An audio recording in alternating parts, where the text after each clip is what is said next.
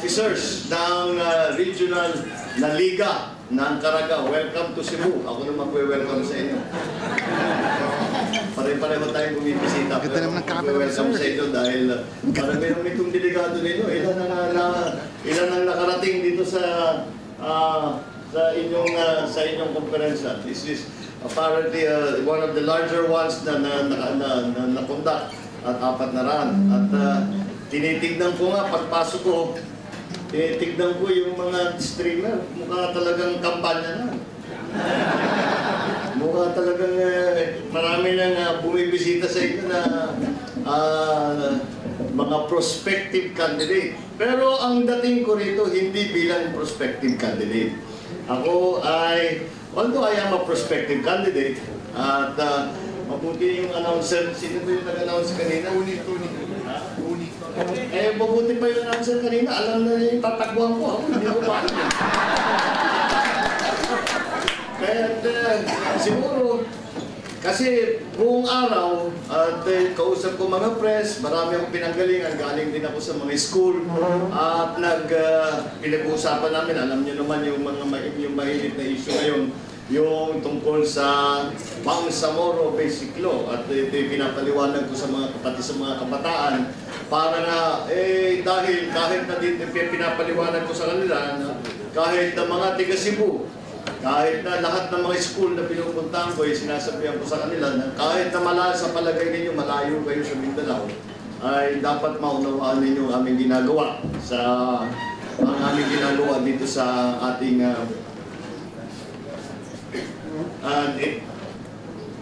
dito sa ating ginagawa sa peace process sa Bangsamoro.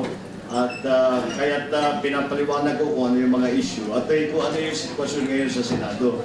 At ang sitwasyon ngayon sa Senado, hindi ko alam kung nabalitaan na ninyo, ay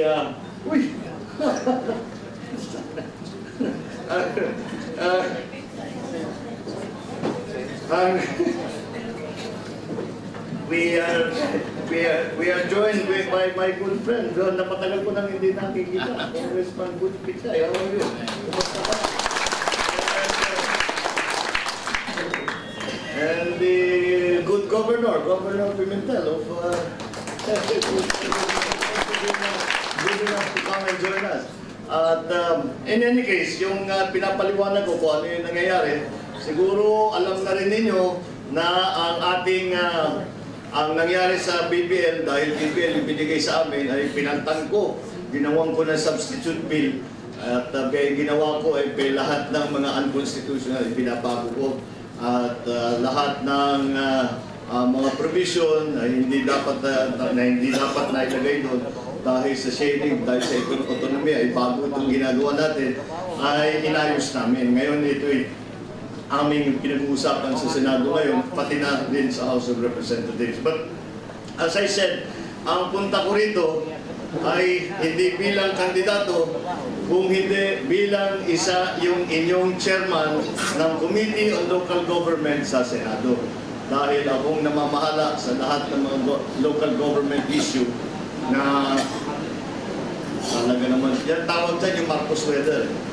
Marcos weather, ibig sabihin ulan ng ulan. Ang dumating yung magsasalita, namawala yung ulan. Ito baliktad, walang ulan hanggang nagsalita ako, umulan na. In any case, I would like to, parang ang sadya ko lang dito ay para mag-report sa inyo kung ano yung aming ginagawa dito sa Committee on Local Government sa Senado. At ang report natin ay dahil nga marami tayong ginagawa na mga bagong batas para tulungan ang ating mga barangay officials, para tulungan ang mga, hindi lamang yung mga elected officials, kung hindi pati na ang mga barangay volunteers.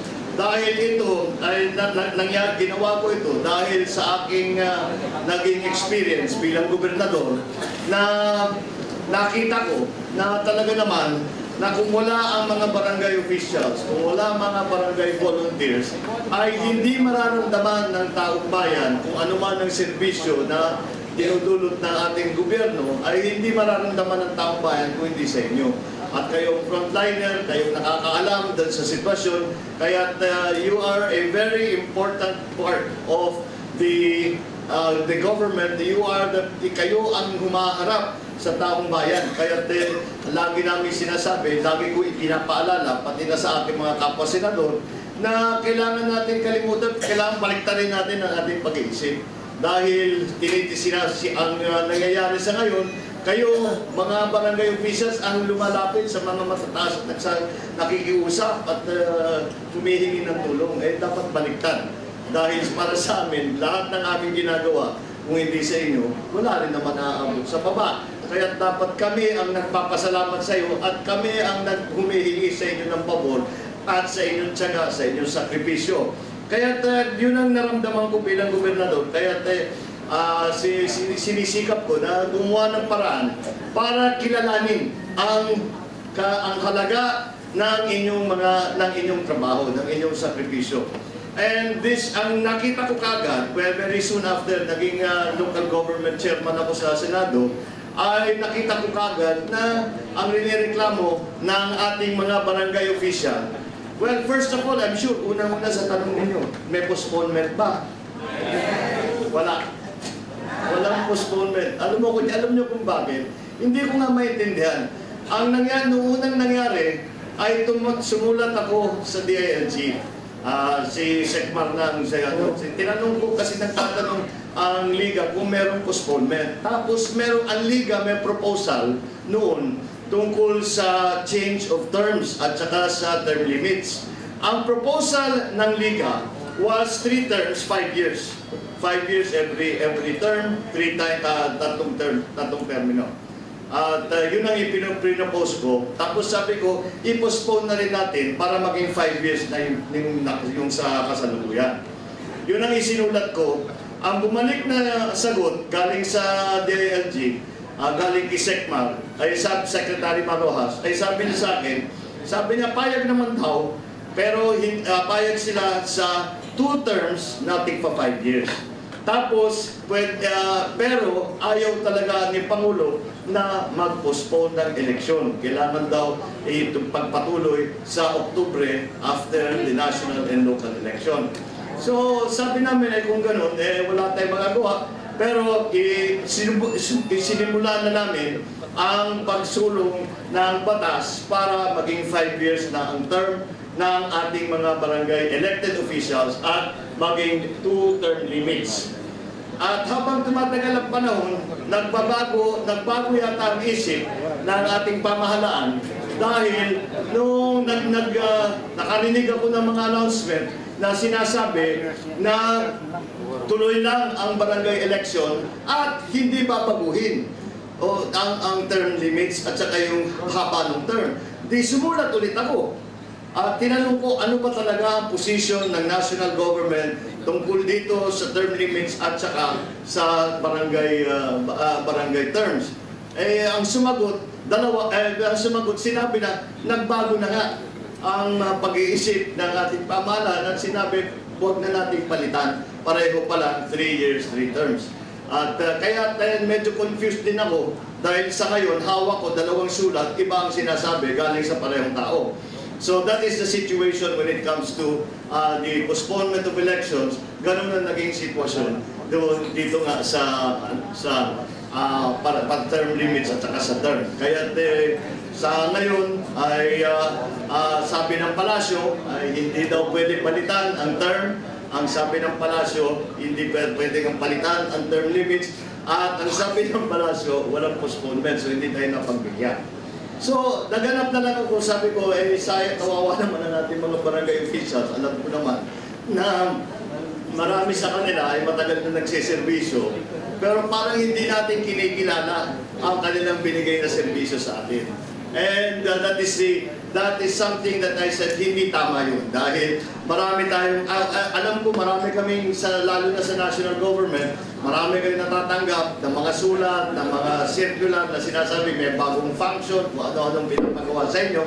Tapos, you are all, hindi naman kayo, wala naman kayong kagaya sa ibang government official na kasama sa GSIS. Dahil ang GSIS ay kailangan 15 years ang requirement. Pangalawa, nung tinanong namin sa GSIS, ba't wala yung mga barangay officials? ang kanilang paliwanag ay dahil ang barangay officials hindi tumatanggap ng sahod. Ang barangay officials ay tumatanggap ng honorarium. Kaya hindi sila qualified na kasama sa GSIS.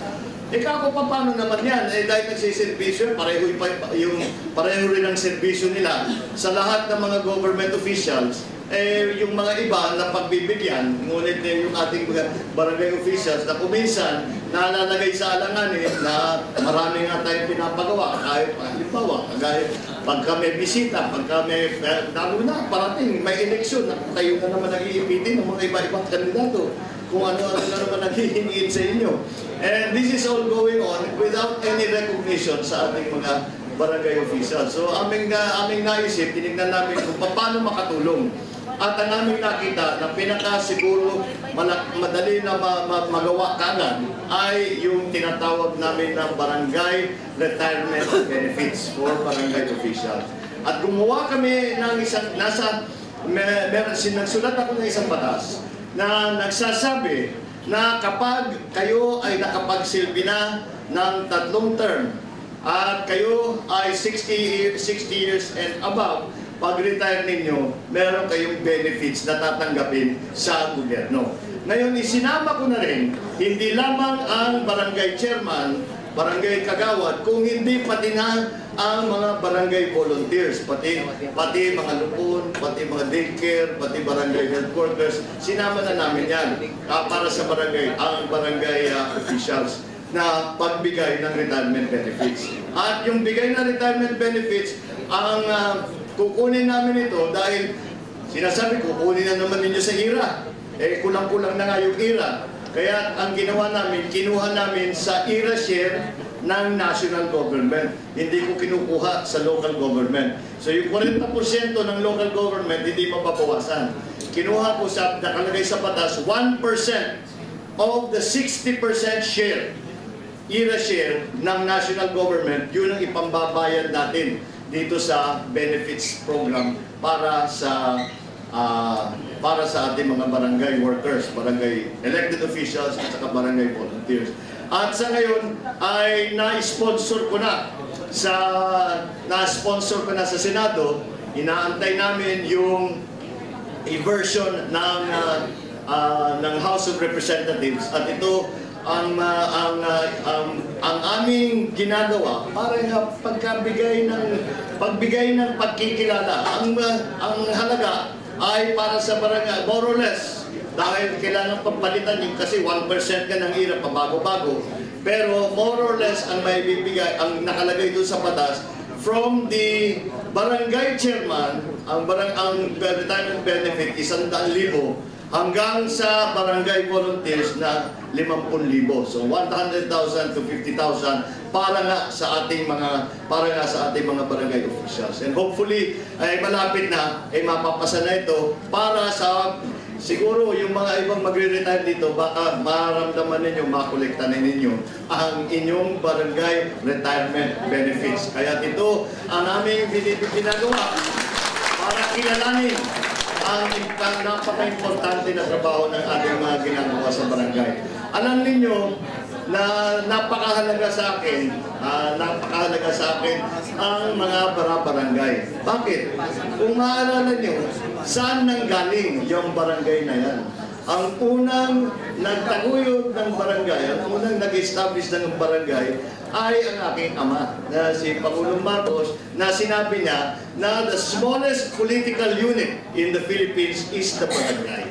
At kailangan, dati meron tayong baryo, di ba? Meron tayong baryo captain, meron tayo, pero hindi ito formal. Parang very informal lang na arrangement. Pero yung ginawa ng aking ama, kinilala nga na gano'ng ka-importante na dapat ang gobyerno ay nararamdaman kahit sa pinakamaliit na sityo ay nararamdaman ng taong bayan na nandiyan ang gobyerno na tumutulong at nagbibigay ng halaga sa ating sa lahat ng ating mga mamamayan. At maramdaman naman na ang gobyerno ay umaalalay sa lahat ng mamamayang Pilipino. And that is why I consider it very important. Dahil sa struktura ng ating pamahalaan ngayon, palagay ko hindi natin kayang paandarin ang ating gobyerno kung wala ang barangay. The way that we have structured our government means that we need to have at the barangay level, we need to have a political unit na siyang namamahala doon sa area ng isang barangay. And that's why we are continuing to work hard. Lahat itong mga benepisyo na sinasabi ko ay pinagtulak namin at pinaglalaban namin. At siguro naman, pagbibigyan naman tayo sa darating na Kongreso, dahil ang Congress ngayon na matatapos kami, hindi kayo kandidato, kami lahat kandidato kami. Kaya matatapos ito by June. So siguro naman by June ay makikita natin na meron na tayong maipagmamalaki na barangay retirement benefits bill para mairigalo sa ating mga barangay officials at sa ating mga barangay volunteers. At marami pang iba't ibang bagay ang aming ginagawa. Meron kaming ginagawa para palakihin ang ira ng local government. At sinasabi nga namin, dapat madagdagan ang ira para lahat ng local government units ay meron naman magamit. Meron naman magamit para sa kanilang trabaho. Isa sa proposal na inilalapit namin ay yung sharing ng ira. Imbis na 60-40, gusto namin gawing 50-50. Para 50% sa local government, 50% sa national government. At ito hinihingi natin sa palasyo. Sa ngayon, hindi pa pumapayag, pero basta nandyan kayo at paulit-ulit natin banggitin sa kanila, baka makakumbinsin natin na dapat naman at karapat dapat naman na yung 50-50 na yung ira. Bukod pa doon, ay meron pa kaming ginagawa na pagdagdag sa ira sa pamamagitan ng pagbabago ng formula dahil sa pagkalkula ng ira share ng local government. Ang aming sinasabi, dahil ang interpretasyon ng DBM sa ira share, ang sinasabi nila na 40% ang ira share ng LGU, pero ang kinukuha lang nila yung koleksyon ng BIR. Pero kung titingnan ninyo sa batas, national collection ang nakalagay dun sa local government code. 40% of the national collections will go to the local government. Yan ang ganun nakasulat ang local government code. Ang interpretasyon na ginawa ng DBM ay sinabi na ibig sabihin lang yan yung internal revenue. Yun lamang ang kalkulasyon. Ngunit ang definition ng national collection sa BIR mismo ay lahat ng koleksyon, pati na yung customs, pati yung VAT, lahat ito dapat isama. Ngayon, kinalkula namin kung maisama na, pati na yung koleksyon ng Bureau of Customs, pati na yung koleksyon, lahat ng koleksyon ng buong gobyerno ay isama. Every year, may dagdag na 92 billion ang magiging ira share ng local governments. Kaya dito, alam naman natin, ang local governments, kailangan na kailangan lahat ito dahil ang pondo ng lahat ng local governments ay napakaliit at kulang na kulang.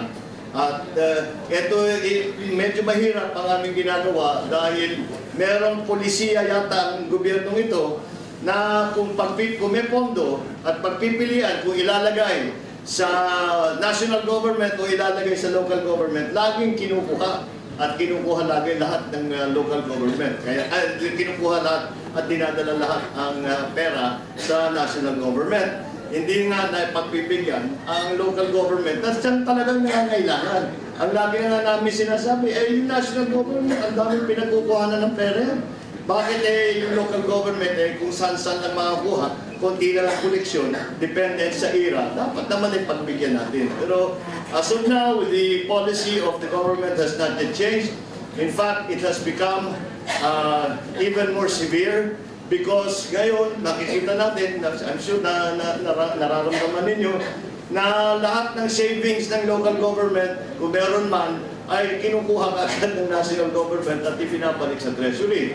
Pagka naman yung mga project, ngayon lang yata tayo nakakita, na pag may project, February pa lang, Marso pa lang, ay ginagawang savings, kinukuha na ng national government.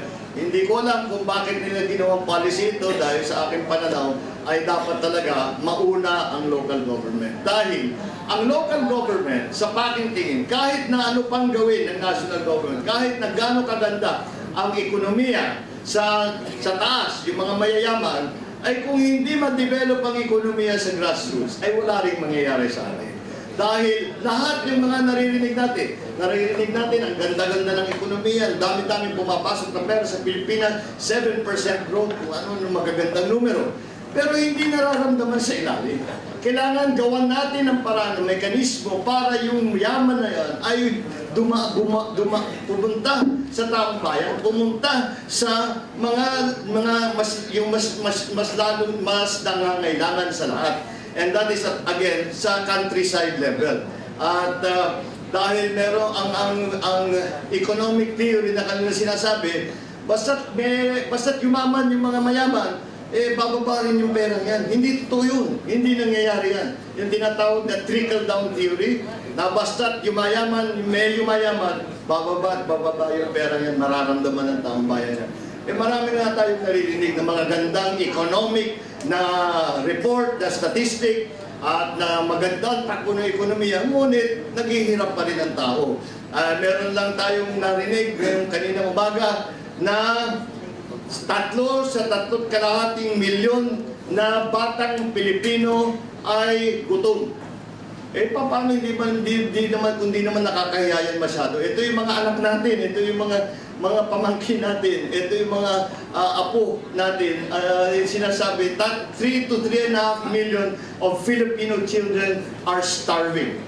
And that for me is a very clear indication na hindi bumababa. Kailangan natin gawan ng paraan para bumaba ang kayamanan ng Pilipinas at maramdaman ng mga pangkaraniwan na ating mamamayan. Kaya ito yung ipagpapatuloy namin na gumawa ng lahat ng paraan para naman ay kung meron man makagandahan at may progreso man sa ating ekonomiya ay mararamdaman ng ating ng mga countryside, sa ating mga barangay, sa kahit nga sa pinakamaliit na sitio ay masasabi natin umaabot. At asahan naman ninyo na ito lahat ay aming ginagawa at pagpatuloy kong igagawa habang ako'y nandito bilang chairman ng local government sa Senado. At since napag-usapan na rin natin ang politika at ang kampanya, siyempre, alam na natin, maraming kandidatong lalapit sa inyo, magpapatulong, maraming mangangampanya sa mga lugar ninyo. Ang aking payo sa inyo, siguro ay simple lang. Tignan ninyo ang record ng mga lumalapit sa inyo. Tignan ninyo kung ano ang kanilang karanasan. At kung sila ba ay suportado nila ang local government. Kung sila ba ay sumusuporta sa mga barangay. Kailangan ninyong tignan kung talagang totoo na sila ay inuuna at binibigyan ng karangalan ang trabaho na ginagawa ng mga local government units, ng mga barangay officials. Dahil kung hindi maging maganda ang sitwasyon sa ilalim, kahit na ano pang mangyari sa taas, hindi pa rin natin masasabi na nagbibigay tayo ng serbisyo. Kaya tingnan ninyo ng mabuti. At hindi nyo ginagawa ito. Kaya sasabihin ng mga iba, pinipili lang ninyo para matulungan ang mga sarili ninyo. Hindi totoo yan. Siyempre, mas maganda na meron kayong mga hawak, may mas malaking pondong dumadating sa inyo. Lahat naman, aaminin natin lahat yun. Siyempre, mas maganda yun, marami kaming magagawa. Pero hindi nyo ginagawa ito para sa inyong mga sarili. Ginagawa ninyo ito para sa ating bayan. Dahil kung maganda ang pag-distribute, pagpaabot ng kayamanan, ng serbisyo, ng tulong ng ating gobyerno, ay ito ay magpapatibay sa ating bayan. Ito ay magpapatibay sa Pilipinas. Ito ay magpapatibay sa ating ekonomiya. So, serbisyo ninyo ito na makapagpili ng mga ipinaglalaban ang mga pangangailangan ng ating mga barangay officials, ng ating mga local government units. Yun ang sa palagay ko ang pinaka-importante. Kailangan baguhin natin ang pag-iisip ng ating mga matataas na opisyal. Baguhin natin ang pag-iisip at bigyan nila ng prioridad ang mga local government units, lalo-lalo na ang ating mga barangay officials, ang ating mga barangay volunteers na araw-araw kumaharap sa taong bayan, araw-araw kausap ang pangkaraniwan na mamamayan na siyang nagtatanggap ng lahat ng reklamo, lahat ng batikos, lahat ng problema. At kayo ang humaharap, ay kailangan kilalanin ng mga kung sino man na nagkakampanya para sa mga matataas na posisyon. Huwag niyo pong kakalimutan yan. At pagka nangyari yan, na mailagay natin ang mga talagang tumutulong sa barangay, ang mga tumutulong sa local government, makikita ninyo, hindi lang ang mga barangay ninyo ang gaganda, kung hindi ang buong Pilipinas. Ito ay isang serbisyo na magagawa ninyo para sa ating minamahal na Pilipinas. That is my advice for this campaign. Huwag mo kasama po ninyo. Ako po ay nandyan bilang inyong representative sa Senado at pagpapatuloy natin ang trabaho upang mabigyan ng pagkikilala ang ating mga barangay officials at mabigyan din ng konting tulong kayo lahat. Maraming salamat at magandang hapon sa inyo.